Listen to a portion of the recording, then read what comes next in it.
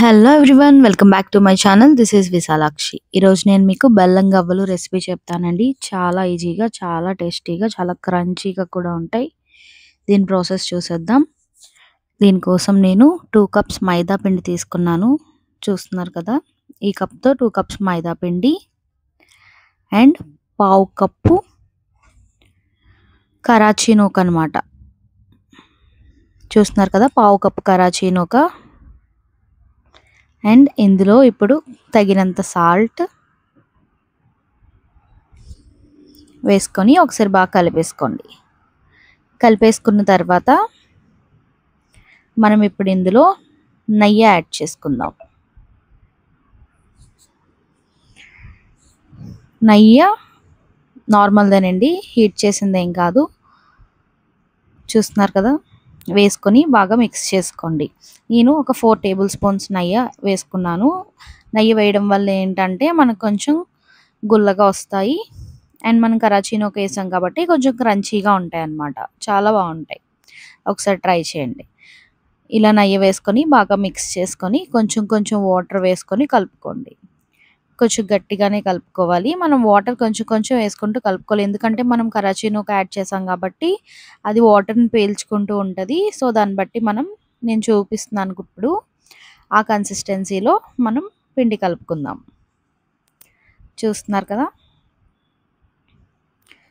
ఇలా ఉండాలన్నమాట. పిండి కలిపేసుకొని కొంతసేపు పక్కన పెట్టేసుకొని ఒక 1 అవర్ అవసరం లేదు, 15 మినిట్స్ పక్కన పెట్టుకొని మళ్ళీ తర్వాత తీసి ఒకసారి బాగా మిక్స్ చేసుకోండి.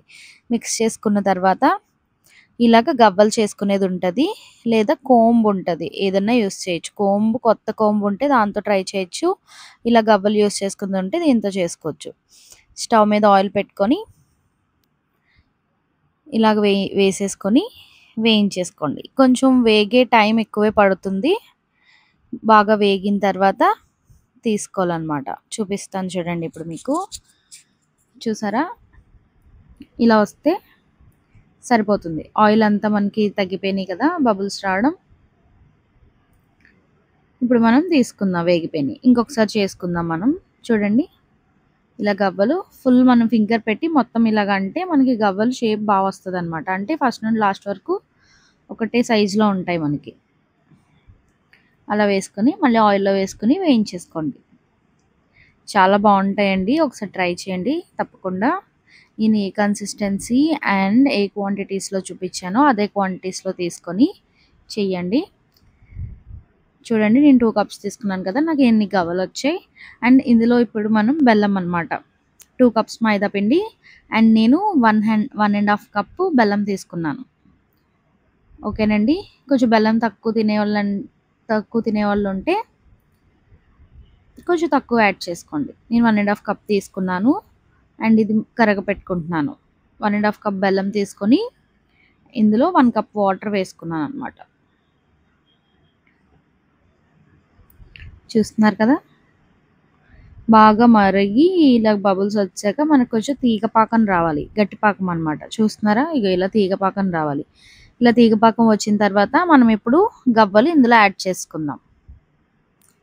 గవ్వలన్నీ యాడ్ చేసుకొని ఒకసారి ఇలాగా స్టవ్ మీద ఉంచుకొని కలుపుకోండి. ఒకసారి బాగా మిక్స్ చేసుకున్న తర్వాత స్టవ్ ఆఫ్ చేసి మనం పక్కకు తీసుకుని కూడా బాగా మిక్స్ చేసుకుంటూ ఉంటే అది చల్లారే టైంకి మనం గట్టిగా అయిపోతాయి అనమాట. మనకి స్వీట్ షాప్లో ఉంటాయి కదండి గవ్వలు, అలా అయిపోతాయి. ఇలా గమ్మీగా ఉండవు. నేను చూపిస్తాను చూడండి, ఇలా విడివిడిగా వచ్చేస్తాయి అన్నమాట. అండ్ ఒకటి చెప్పడం మర్చిపోయానండి, బెల్లం పాకం మరిగేటప్పుడు నేను అందులో ఇలాచీ పౌడర్ యాడ్ చేశాను, 1 స్పూను. అది కొంచెం యాడ్ చేసుకోండి చూసి. ఓకేనండి, చాలా క్రిస్పీగా చాలా బాగుంటాయి. ఇంట్లో పిల్లల దగ్గర నుండి పెద్దవాళ్ళు కూడా చాలా ఇష్టంగా తింటారు బెల్లం గవ్వలు. మీరు కూడా ట్రై చేయండి, చాలా బాగుంటాయి అని చెప్తారు మీరు కూడా. ఈ రెసిపీ మీకు నచ్చినట్లయితే please like, share and subscribe my channel అండి. Thank you for watching.